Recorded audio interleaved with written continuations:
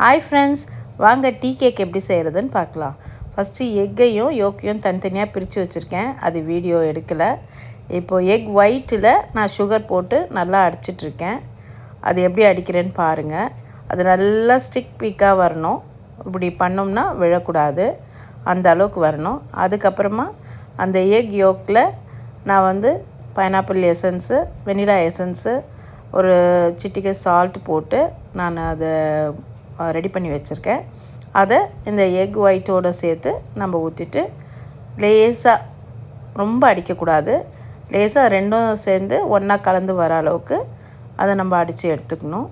ஆனால் நான் ஃப்ளாரில் என்னென்ன போட்டிருக்கேன்னா, flour, baking powder, baking soda, அதில் ஒரு முக்கியமான சீக்ரெட் இன்க்ரீடியன்ட்ஸ் கலந்துருக்கேன். அது மில்க் பவுடரு. ரேஷியோஸ் எல்லாம் நான் கேப்ஷனில் கொடுக்குறேன், நீங்கள் பார்த்துக்கோங்க.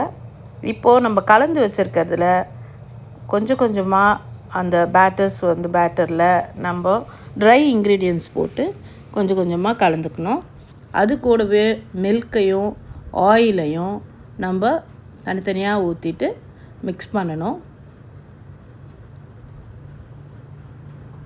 ட்ரை இன்க்ரீடியன்ட்ஸ் மிக்ஸ் பண்ணும் போதே நம்ம மில்கையும் ஆயிலையும் சேர்த்து மிக்ஸ் பண்ணணும். பாருங்கள், நான் எப்படி மிக்ஸ் பண்ணுறேன்னு பாருங்கள். ரொம்பவும் போட்டு கலரக்கூடாது.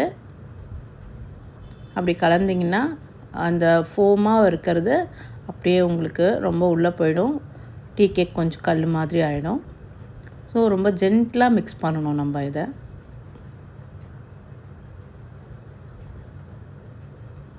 பார்த்திங்கன்னா தெரியும் நான் எப்படி மிக்ஸ் பண்ணுறேன்னு. ஒரு தடவையும் மைதா மிக்ஸ் பண்ணும்போது அதோடவே சேர்த்து மில்கையும் ஆயிலையும் சேர்த்து ஒன்றா ஊற்றி மிக்ஸ் பண்ணணுங்க. இதில் உங்களுக்கு எக் ஸ்மெல் கொஞ்சம் கூட வராது. நீங்கள் ஆரஞ்சு எசன்ஸ் இருந்தாலும் யூஸ் பண்ணிக்கலாம். ஆனால் நான் இதில் வெண்ணிலாவும் பைனாப்பிள் எசன்ஸ் மட்டும் போட்டிருக்கேன். நீங்கள் ஸ்பேச்சுலா வச்சும் மிக்ஸ் பண்ணிக்கலாம். அப்படி உங்களுக்கு அது சரியாக வராதுன்னா விஸ்கில் கலந்துக்கலாம்.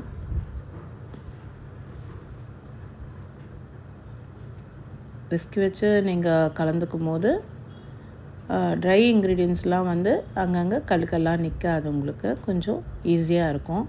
ஆனால் ரொம்பவும் போட்டு மிக்ஸ் பண்ணிடக்கூடாது. நீங்கள் ரொம்ப ஜென்டிலாக மிக்ஸ் பண்ணணும். மைதாவையும் இப்படி தான் கொஞ்சம் கொஞ்சமாக தான் போடணும், ரொம்பவும் மொத்தமாகவும் கொட்டிடாதீங்க.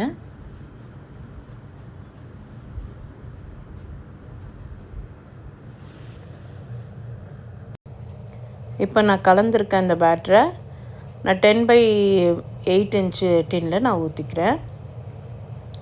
நீங்கள் 8/8 இன்ச்சு டின்னில் கூட ஊற்றிக்கலாம். என்கிட்ட இது தான் இருக்குது, அதனால் நான் இதில் ஊற்றிட்டுருக்கேன்.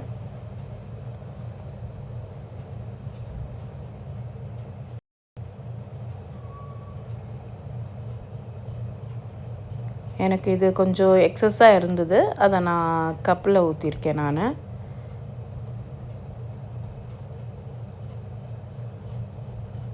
நல்லா ஊற்றிட்டு ஒரு குச்சி வச்சு நான் எப்படி லைன் மாதிரி போடுறேன் பாருங்கள், அந்த மாதிரி போட்டுக்கணும்.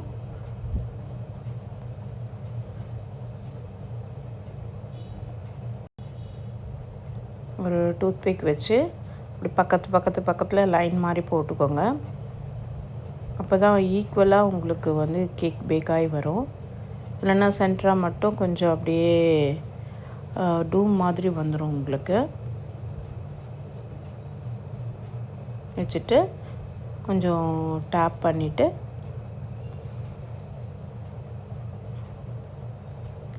நல்லா அந்த மாதிரி போட்டுக்கோங்க. அப்படி லைட்டாக டேப் பண்ணி விட்டுருங்க. விட்டுட்டு அவனில் 180 டிகிரியில் 25 மினிட்ஸ் நான் வச்சுருக்கேன். அதை வீடியோ எடுக்க முடியல நான். எனக்கு ஒரு 30 மினிட்ஸ் எடுத்துக்கிச்சு. இப்போ பாருங்கள், நல்லா வெந்து வந்துடுச்சு. குச்சியில் எதுவும் ஒட்டலை. நான் பீஸ் போட்டு வச்சுருக்கேன் பாருங்கள். எனக்கு இதில் வந்து 600 கிராம் கிடச்சிது வெயிட்டு. பாருங்கள் எவ்வளோ வந்து ஃப்ளஃபியாக இருக்குது பாருங்கள். இந்த வீடியோ உங்களுக்கு பிடிச்சிருந்தா லைக்கு, ஷேரு, கமெண்ட் பண்ணுங்கள். தேங்க்ஸ் ஃபார் வாட்சிங்.